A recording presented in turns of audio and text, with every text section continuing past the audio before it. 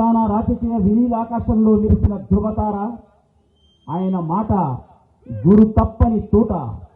ప్రతి పదం 1000 గుట్టులు రట్టు చేసే ఆయుధం.